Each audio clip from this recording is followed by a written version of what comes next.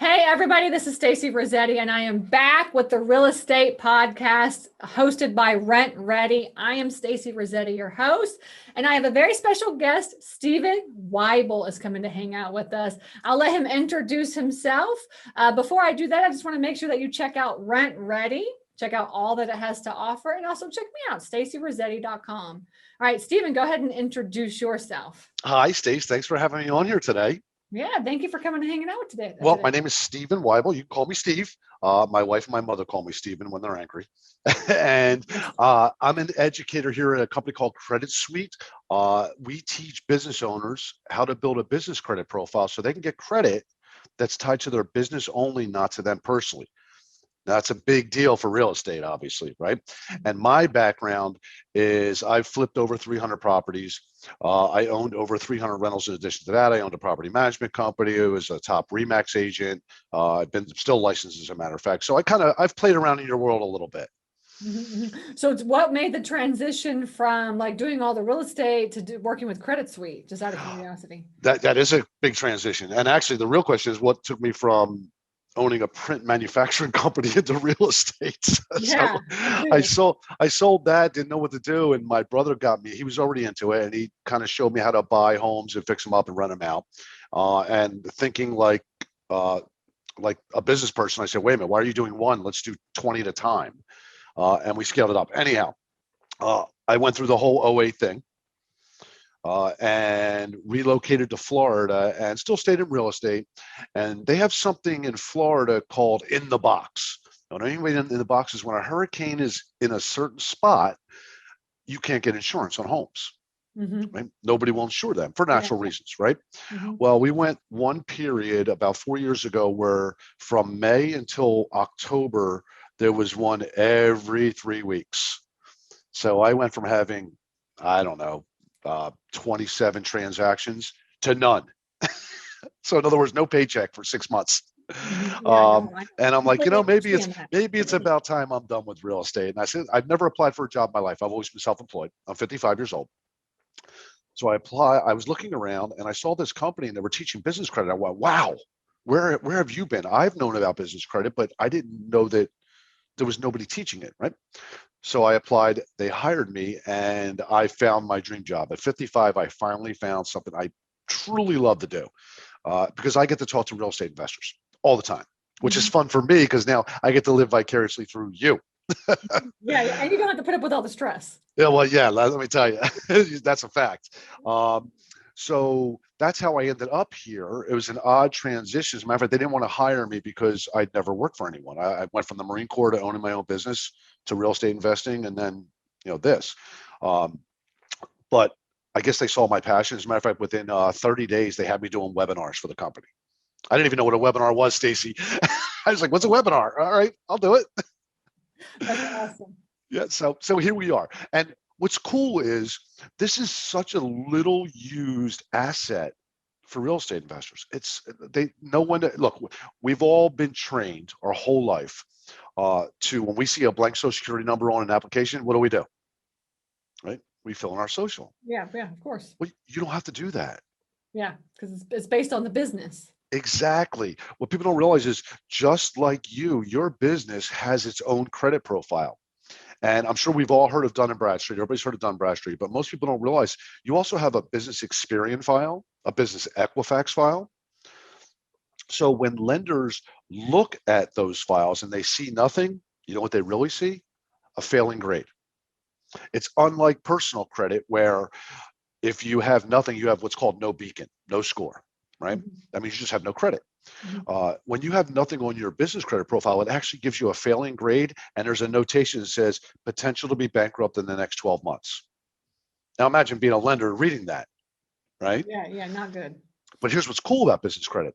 It only takes one trade line or payment experience to change that. One could take it from a 0 score to a 48 or a 50, and it moves you up in the credit world, in the business credit world. As a matter of fact, as opposed to personal credit reports where they just give you the score, 650, 750, whatever.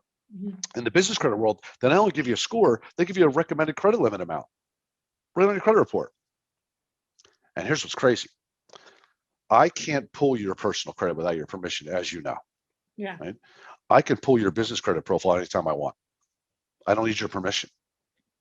There's a reason for that, because customers as well as other vendors may want to check you out before doing business with you, right? In the printing world, we all live based on that. I got credit from paper companies and ink companies and box companies, and I gave credit to Blue Cross Blue Shield and all the major customers that I had. And we would check each other's business credit report just to make sure they were paying their bills. Matter of fact, the government does that. They check your business credit report if you do business with them. Mm-hmm. So it's important to at least have some knowledge as to what's on there. And you can get that report for free. I'll tell you at the end of the show how you can do that. So the thing about business credit is you can get it without a personal credit check, and you can get it for things that you use every day. Like, for example, I don't know if your listeners know this, Home Depot will give you a high limit business credit card without a personal credit check. Oh, really? I didn't even know that. So the business credit is not tied to your personal credit then? There is no personal credit check. Oh, okay. Okay, now I will tell you that since 9/11, they have they're going to ask you for your social security number for identification purposes, but you just have to make it clear you're not running my personal credit. As a matter of fact, what I would do is I'd lock my personal. If you all have an app, lock your personal credit so they can't pull it. They're forced to run your business credit report. Okay. Now, I saw someone do this at a Sam's Club. You know, you're all familiar with Sam's Club. Uh-huh. They applied for a MasterCard. Sam's Club has a MasterCard you can use anywhere. So imagine listeners, you have a MasterCard in your pocket with a $25,000 limit and you didn't sign for it personally, right? Yeah. I bet you very few people can say they have one. This woman was applying. I was standing behind her, and the customer service rep said, "No, we need your social." And she said, "No, you don't." My ears perked up. I went, "Uh-oh, she's a customer. She knows us." They argued with her for a minute. She finally convinced them to send it into the bank. And that bank, the underwriter for them is Synchrony Bank. Naturally, 5 minutes later, there's a phone call. Customer service reps on the phone with the bank. And they, "Oh, nope, they need your social." And she's like, "No, they don't. Tell them to run it as is." They ran it. They approved her. She was approved for $15,000. I was standing right there. But the lesson I got out of it is the lenders don't even let their employees know, because they're the last line of defense, because it's in whose best interest to have you personally guarantee it? You, yourself. No, it's in the lenders. That's it's in the lenders. Yeah, you should do. Yeah, they want you to guarantee. Right. So they don't train their employees because they want them to stop you. Mm-hmm. Right. I'll tell you who does get business credit all the time. Every major corporation in the country. You go into a major store, like Walmart, their entire business plan was built on business credit. Everything you buy from them, they haven't paid for. They have it on terms from some vendor that supplied it. You want to do business with Walmart, you're giving them 90-day terms minimum. Okay? So why shouldn't real estate investors have the same opportunity? Okay? Mm-hmm. As a matter of fact, real estate investors spend a lot of time where? In the local ones, I'm talking about. In the field. In their cars, right? Yeah. Driving around, looking at properties, meeting home inspectors, evicting tenants, whatever it is they're doing, right? Yeah. Why would you drive a car that you personally guaranteed if you're driving it for business? Why not buy it in the company name? Yeah. Now that does two things. One, it's easy for taxes. You know that vehicle is in the company name. But more importantly, if it's not on your personal credit, you know, Stacy, when you use a credit card, your utilization rate goes up. What does your score do? Goes down. Yeah, it goes down. Right. So if you're not using your personal credit for day-to-day operational expenses, you're protecting that score, keeping it as high as possible so that when an opportunity shows up, you're prepared. Mm-hmm. Right? There's nothing worse than finding the deal of a lifetime and you just maxed out your credit card and your credit score is a 620 because you're in the middle of rehabbing this house over here. Right? Yeah. Now, I know there's hard money out there. Don't get me wrong. I'm well aware of that. But they always want some skin in the game. Right? And sometimes that involves credit. So, and I'll give you a quick story. I had an opportunity to buy a 32-unit apartment building. Beautiful building. I wish I could share that on the screen. It looked like a castle. It was really cool. Right next to Rutgers University in Camden, New Jersey. I got a phone call. I had 30 minutes to make a decision. I could not get in the building because it was a foreclosure and there was people squatting in there. I couldn't get in. All I could do was drive around it, look at it, take my shot. I had 30 minutes to make a decision. I had to call my bank, get an approval, not a pre-qual, an approval within 30 minutes, which I got because I never used my personal credit unless it made me money. I only use business credit for everything else. Mhm. The story, moral of that story is I bought the building, sold it for 1.1 million in 6 months. So a lot of people get those opportunities, but sometimes you're just not prepared for them. And using Yeah. business credit for your day-to-day expenses will prepare you for those opportunities. Just another, it's another tool of trying to be able to do kind of the deals that you want to do. Exactly. Yeah. Exactly. Now the problem is, how do you do it?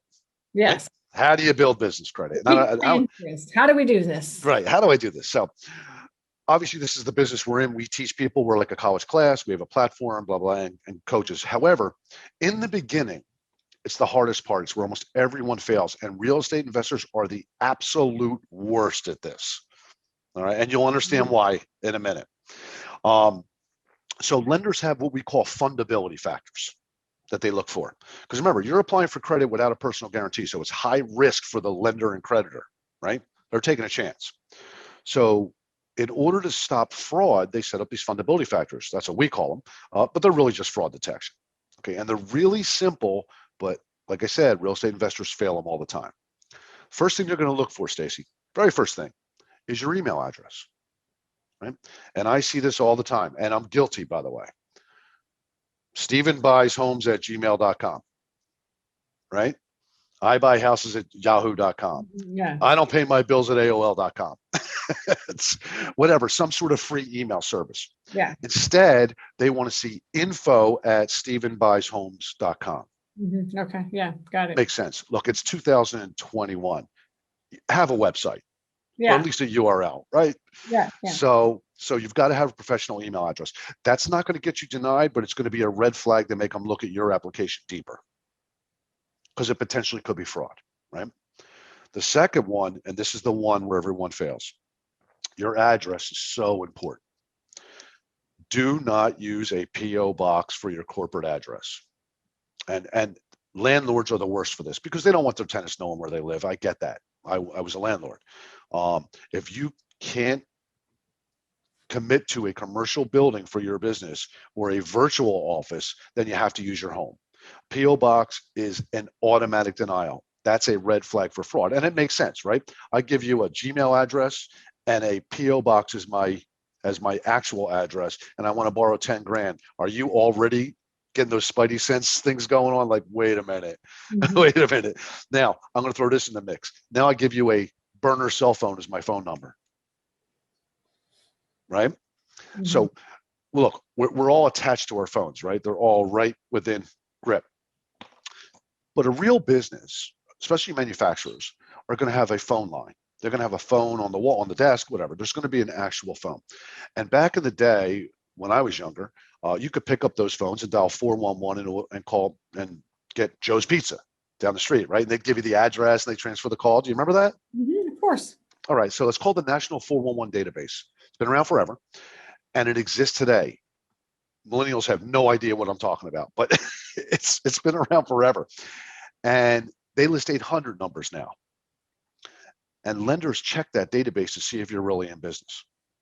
The problem is they don't list cell phones. But you can get what's called a voice over IP. And a lot of your listeners will be familiar with Google Voice, right? Matter of fact, I still have one from my real estate signs.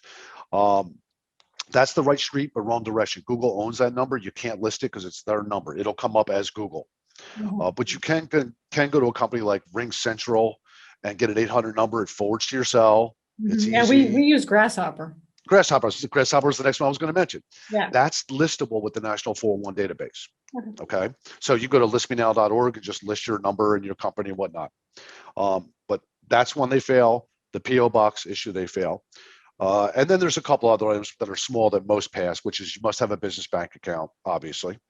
And you got to get your DUNS number. If you don't have your DUNS number, first of all, you can go check. Go to dnb.com. That's davidnancyboy.com. Search your company info and the state. And if they pull your info up, you have a DUNS number. Right there, there's a link. You can just say request DUNS number via email. If it doesn't know who you're there, then call the 800 number, apply for your DUNS number. It's free. It's 100% free. Doesn't cost you anything, although they're going to try and convince you it does. They're required to give it to you by law. Okay. Every business internationally gets They're a always DUNS number. trying to sell you something. 100% every time, right? And everything, and they step it down. They start at $2,000 and work their way down. The last thing they're going to sell you is the verification process, and that's the funniest one of all, because you pay them $500, and here's how they verify who you are. Hey, Stacy, are you Stacy Rossetti? Are you? Do you have a podcast? Yeah, you do. Great, you're confirmed. Thank you. That'll be 500, please. You don't need any of it. Don't waste your time. Okay. But it is important for you to have your DUNS number, because some vendors, you need to give them that number when you apply for credit. And a classic example of that is gas. We all drive around looking at properties, right? And then we whip out our personal MasterCard or our Visa card or even our personal gas card, and we run our credit card through the pump and we fill it with gas. Well, that's impacting your utilization on your personal credit, even if it's minor. Why not have a company gas card? Why not have it in the company name? You can easily do that. It's one of the first things we teach you how to get. So, okay, cool. All right. So then there are some companies that will allow you to business credit cards for gas. the list is endless. Oh. Gas cards, Amazon, Staples, Office Depot, Home Depot, Lowe's, cell phones. Do you guys help do all that, or what do y'all do? How do y'all kind of do that? Well, we don't do it. Okay. We teach you how to do it. Okay. We don't want to drive you around. We want to teach you how to drive. Okay. Right. Okay, so we're going to guide you through the step-by-step process. It's been around for a long time. What this company did, our CEO and COO, they organized it and took a 3-year process and made it under a year, which is fantastic. Right. In addition to that, they have a whole team of advisors that guide you, but it's really not difficult to do as long as you don't jump ahead. Here's what I see people do. They'll get approved for a gas card, and then they go right to Chase Inc. They immediately want to get that Visa for $20,000. Well, there's a whole bunch of steps in between. It's kind of like getting a jewelry card when you're 18, right? Get your very first credit card. The next day, you don't go apply for a $500,000 mortgage. There's some steps in between, right? Got to get an auto loan. It's like getting your first bill, and then the next time starting a fund. Yeah, exactly. Exactly. So that's really what business credit is. And I can hear people already saying this. Yeah, but my lender gives me the purchase money and they give me the rehab money, and they do. But they escrow it, don't they? Right? And if it's $30,000, you've got to front that 30 grand, or at least some piece of it. They'll give you draws, usually 10, 10, and 10. Why not let Home Depot do that? Mm-hmm. Why not front? And in addition to that, by the way, ladies and gentlemen, and build that credit up, yes, like, that's what you're doing. Yeah. And in addition to that, when you supply the material, I'm going to tell you, every time I gave a budget of rehab, let's say 50 grand, I almost always came in 10,000 less. Almost always.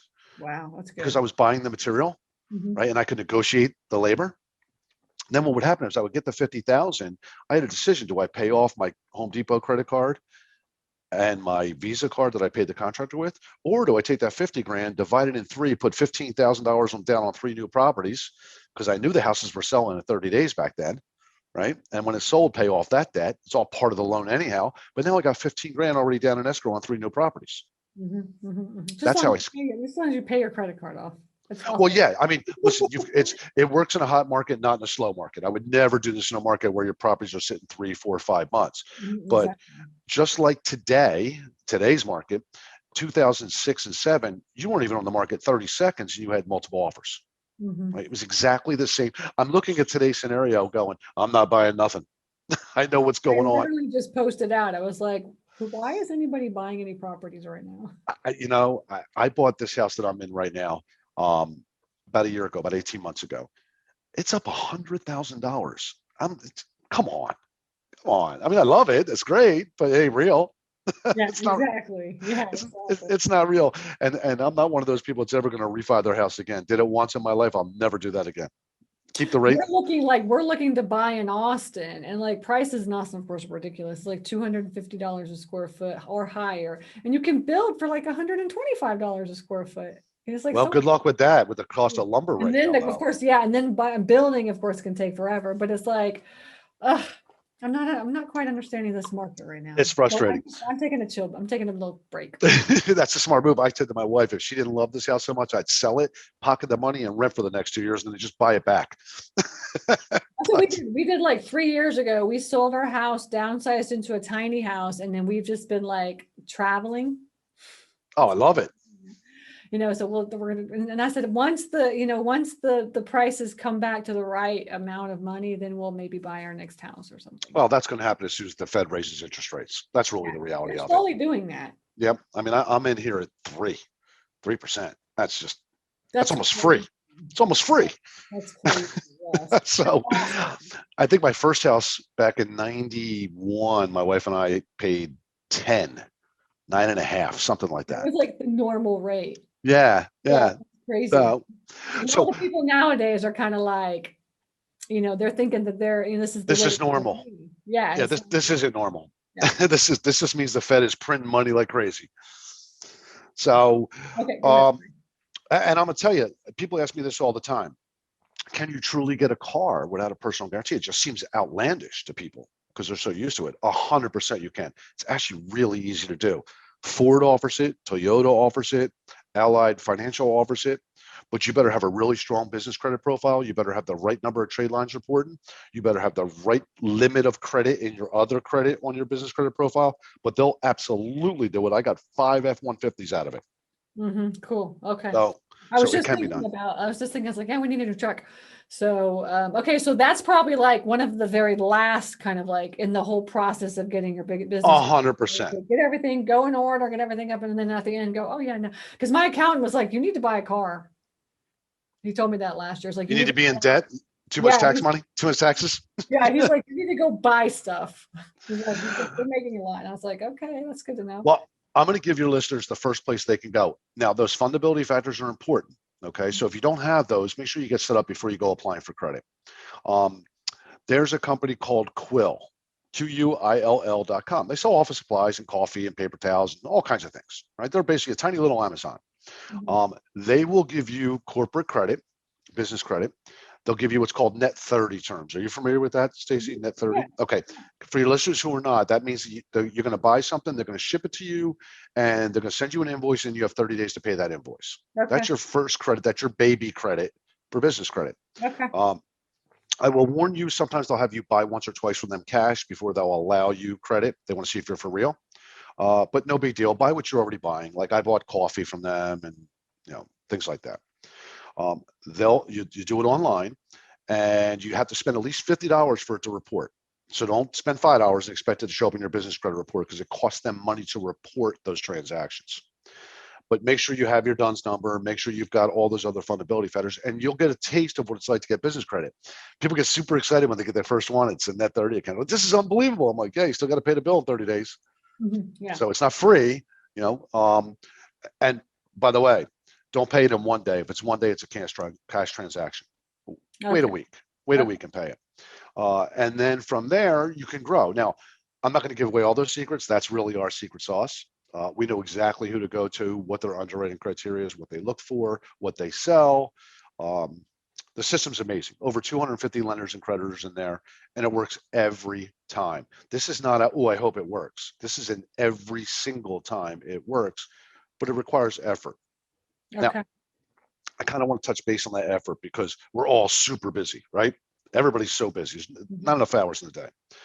When I say effort, what I mean is you have to put in a few minutes of effort. Okay, not a lot of time. Most of your time is waiting. Just like if you paid off that new car that your account wants you to buy, right? It's not going to immediately show paid off in your credit report. You got to wait for it to cycle to show up, right? Yeah. I just paid off my mortgage, right? I told you I got that 3% rate. I paid off my mortgage. It's still showing paid off, but it's not on my credit report. It's paid off, right? Yeah. So business credit operates the same way, only a little slower. It's not every 30 days on the nose on the 20th day report. Typically, it's 45 to 60 because it costs these lenders money to do this. So you're waiting for things to report before moving on, and then it's a flurry of activity, getting more credit, using the credit, paying your bills, waiting for it to report again. So it typically takes 8 to 10 months to build because there's 4 tiers, figure minimum 2 months per tier. But then something funny happens. Since your accountant said that to you, I'm going to ask you a question I already know the answer to. I assume you have really good personal credit. Mm-hmm. Okay. Now, I'm also guessing you walk outside your tiny house and go to that's what you said you went to a tiny house, right? You go to your mailbox. There's 2 to 3 credit card offers every single day. Yeah. at a minimum. Even business credit cards. Exactly. Of course they are. Now, how do they know to send those to you and not your neighbors? I'll tell you how they know. How? Credit reporting agencies they're mislabeled. They're really data salespeople. They're just selling data to people, right? They're charging people to send them their data, and then they're selling that data to somebody else. Okay. So in the personal credit world, they can't find out what your credit score is, but they can buy data for everyone in your zip code with a credit score between X and Y. Okay. Okay, that's what they look for. Got it. That, whatever, some utilization rate, whatever their number is. So they buy that information and then they market directly to those individuals. Well, it works exactly the same way in business credit. They're going to buy your data from the business credit reporting agencies, and they're going to market you credit, your business, your company, because they're in the business to lend money. They're in the business to give you credit, and they've got to find people who are qualified, right? Yes. So the tide turns when you hit about 15 trade lines. All of a sudden, you go out in your mailbox and it's business loan offers. It's high limit business credit cards with no personal guarantee.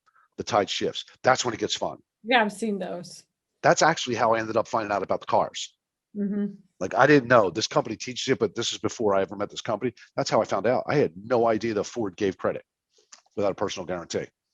So being the young psychopath I was like, let's get 5.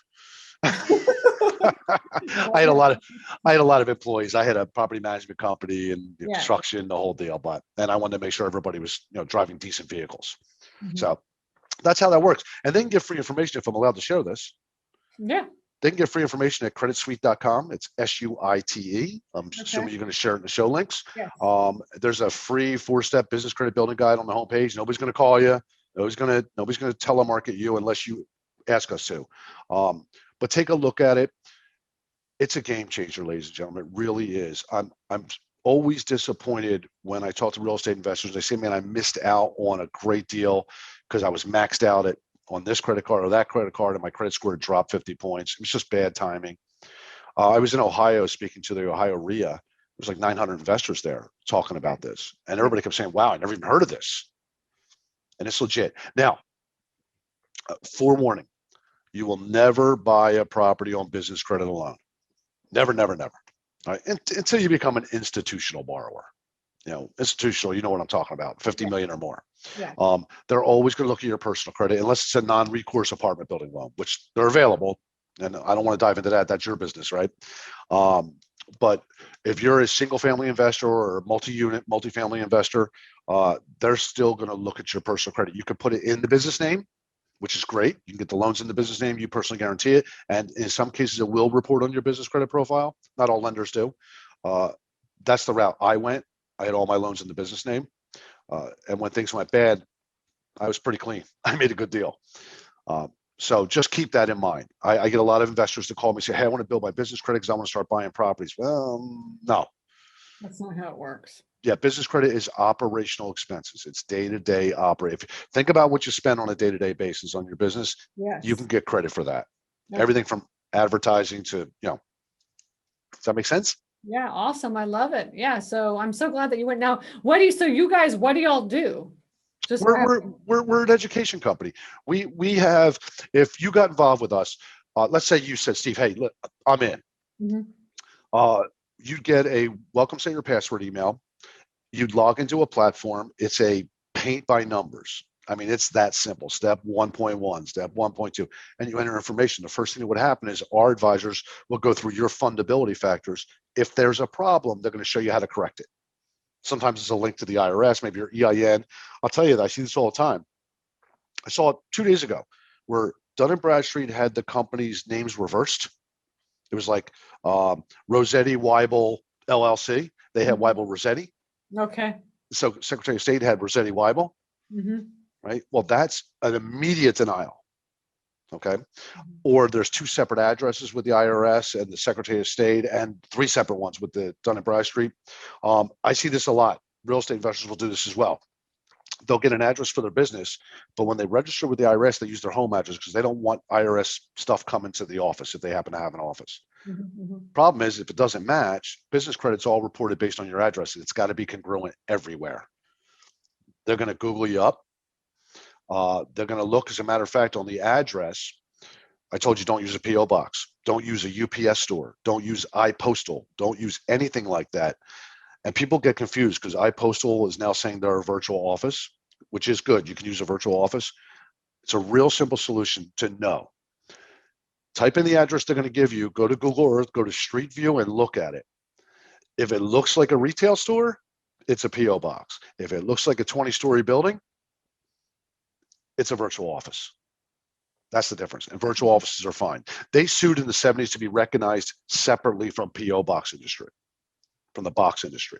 So that's a legitimate business address. Better is always going to be your commercial address. I'm okay with the home address because, let's be honest, where's everybody working today? From home. Right. I'm home. I hate it. Not that I hate being home, but I love my drive to work. So using your home address is fine. Just don't use a PO box. Don't use a UPS box. Don't use anything like that. FedEx, whatever those retail stores are. No shot at them. They're great service, but not for this. Okay, got it. Okay. Cool. Awesome. Well, yeah. Well, thank you so much. I really kind of I knew of business credit, and probably like 10 or 15 years ago, we tried to do it and then we just gave up. Everybody does. Everybody does, because it's hard. Because you get, you know what? That's a great point. If you don't mind, if we get enough time, in the personal credit world, there's something called the Fair Credit Reporting Act, right? And that's where they have to tell you why you were denied. And it's almost always your credit score, right? They pulled your Experian report and blah, blah, blah. Yeah. In the business credit world, no such thing. They don't tell you. Here's what they say. You're denied. Apply again in 6 months. Now you're like, yeah, but why was I denied? They're not going to tell you. Because remember, these are fraud detection factors they're looking for, right? They're not going to tell you their secrets. So you need to understand what the underwriting criteria is before you even apply, so you know you're going to get approved. And that's really what we do. I was telling you, you log into a platform, we go through those fundability factors. We take you right to applying for gas cards right away. Here's your underwriting criteria. Look, do you fit that? You do? Perfect. Apply. Here's how you apply. You get approved. You get enough reporting, great, move to the next level. I mean, it's really that simple.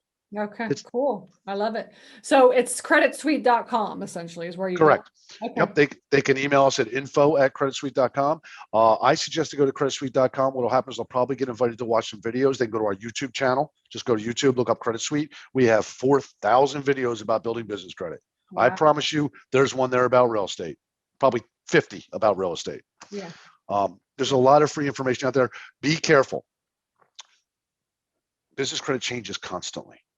I wrote a book about business credit years ago, and I wrote it in November. By January, I felt bad for anybody who bought it because the information was already outdated and bad. Yeah.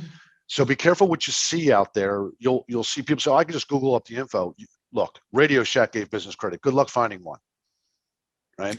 It's probably best for y'all just to be on YouTube, because then y'all can just do your videos and update as it goes. Yeah, that's true, but we have to charge something for, otherwise we'd be out of business, right? But I meant you said you have 4,000 videos. It's probably the best platform for y'all. It really is. We probably do 3 broadcasts a week. I'm out there doing podcasts like this. We have our own podcast as well, multiple podcasts.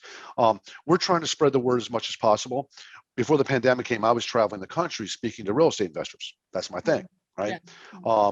Because it's so important to our founders that the world know about this. We've all lived through that crash. We've all lost millions of dollars, right? So we all understand the value of protecting your family. Yeah. I lost all that real estate. Unfortunately, I didn't understand enough about business credit to protect my house. I put my house up. That was a mistake. I would never do that again. That's why we're so passionate about it. You can tell I'm super hyper. Yeah. Whenever I talk about it, I get really excited because I understand that it's a game changer. Awesome. Well, I think you gave some great information, some great tips. I hope people get out there. Just check out creditsuite.com, go to info@creditsuite.com, and then, just start taking the courses. I've already decided that I'm going to start doing it as well too. Awesome. You reach out to me then. If you're going to do it, delegate it. You never know. I might delegate to something else. But well, that's what by the way, that's something I tell people. It's not that difficult. So if you don't have time for it, delegate it to an assistant. They can do it for you.